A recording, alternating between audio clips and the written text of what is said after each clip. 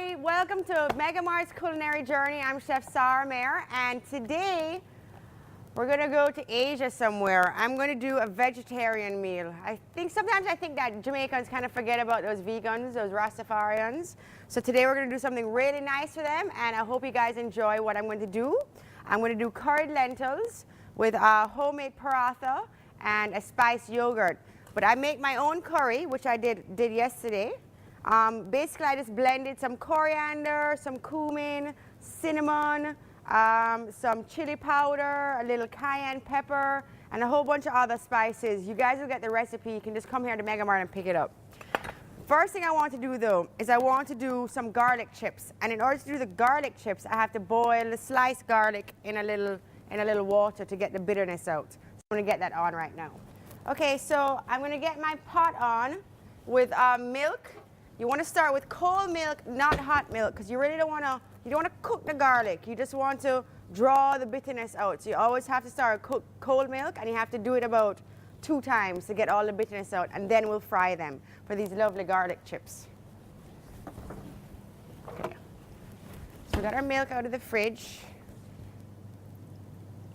So don't use all of it, because remember you have to do it twice. Then we'll just drop a couple of chips, because it's just for one order. It's a little garnish, and it really adds a nice texture to it. We'll turn our flame on. And make sure you turn your flame on to like about a medium low, because milk boils over very easily. Okay, so we have our garlic chips on in our milk. As I said, we have to watch it because you see it's starting to boil over already. So I'm just going to strain it really quickly and start it over again. Let's get our strainer right here, so.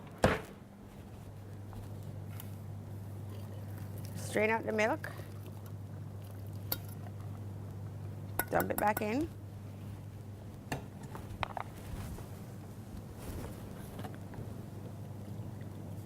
Right, so let that take care of itself. Okay, so now for the curry powder. As I was saying, I made my own curry powder, and I really recommend that you do that for yourself. You basically just have to toast off all of your spices and grind them. Now, if you don't have a grinder, and I use a coffee grinder. If you don't have a coffee grinder to grind those spices, just use already ground spices. You have the recipe here at MegaMart. If you can't pick up a recipe, just use regular curry powder and maybe add some other stuff to it, like add a little extra cumin, a little extra coriander, a little extra cinnamon, or a little extra spice. Basically what you want. But this is a basic garam masala. And you have so many different types of curries. I just like this particular one. Okay, so I got my pot on, getting hot. I'm going to grab my coconut oil. And of course, it's kind of solidified because it's so rich. And it was in a dark and damp place, which you should store all expensive oils. So I'm just going to loosen it up a little bit over the flame. You don't need a lot, probably like about 2 or 3 tablespoons, so it shouldn't take that long. But this, as I said in a previous show, it's such good coconut oil. And if it wasn't good coconut oil, it wouldn't do this. You know, when I have that half corn oil, half coconut oil, it don't look like this. But this is so tasty. Ooh, I'm burning my hands off. Okay, see, it's starting to loosen up already. Ooh, hot. Okay. So we start with our coconut oil. And it's a basic recipe. Not a lot to it. Where you're going to get your flavor is you're going to get it from the curry and the homemade curry. Ah, it smells so good. So yummy. Okay, so we're going to start with our onions. You wouldn't use white or red onions, any ones you want. A nice small dice. I like a small dice. This looks a lot more uniform. So I'd say that's about a cup of onions, a cup of carrots,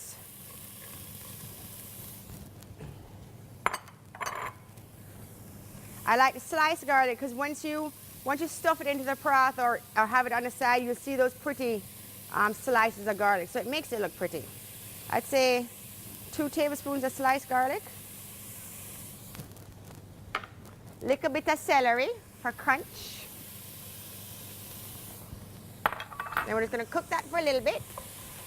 And remember, keep an eye on your garlic chips over here. I'm actually gonna add a little bit more coconut oil to this. Looks a little dry.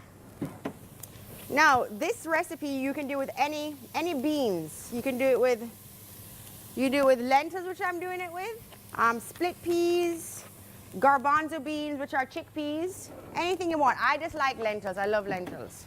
They're my favorite. You have all different types of lentils too. These are just like the basic brown lentils. We have green lentils and pink lentils. The only thing though is when you're working with the pink lentils, when you're working with the pink lentils, they cook very, very quickly. So if you just have to do a recipe where it's not going to require a long cooking time. So that's cooking up nicely. Now from here, I'm going to add my lentils. About half of this, because this is going to double in size, so you don't want to add all of it. I'm going to add a couple tablespoons of curry, and you want to burn the curry.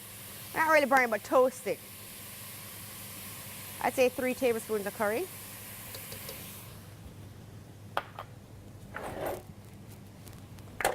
Right. Stir it up.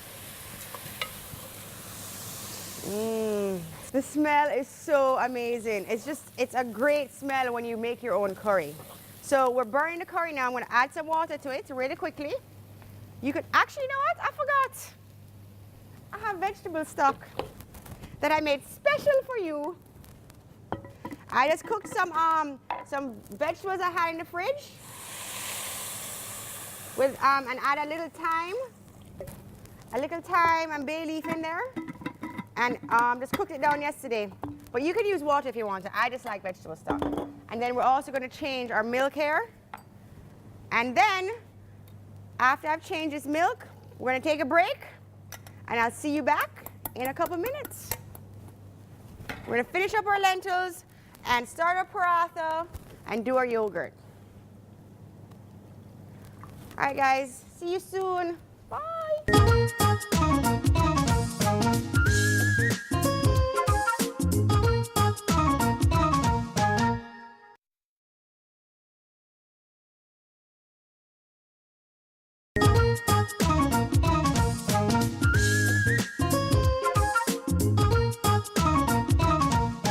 Welcome back to MegaMart's culinary journey. Now, while you were taking a little break of poo, watching some television, I was here still working.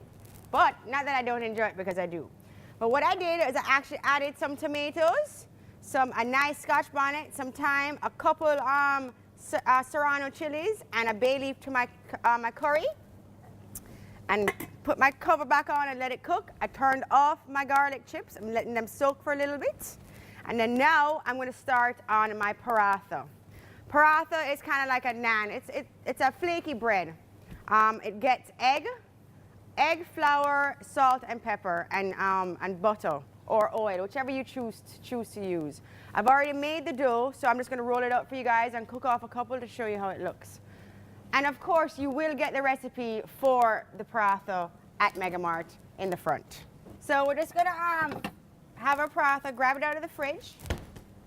Paratha is basically just flour, eggs, and you roll it all together. It makes a really, really soft dough, and then you let it rest, and then we roll it back out, and we cook the paratha. So that's here. You need flour to roll it out. Flour, like so. So let me put this over here because I'm going to need space. It's going to get really big. I'm going to roll a couple of these out, and then we're going to cook them. So it's nice and soft and pliable. That's exactly what you want. And what happens is to create the layers, because it's a very flaky dough, to create the layers, you create it when you fold the dough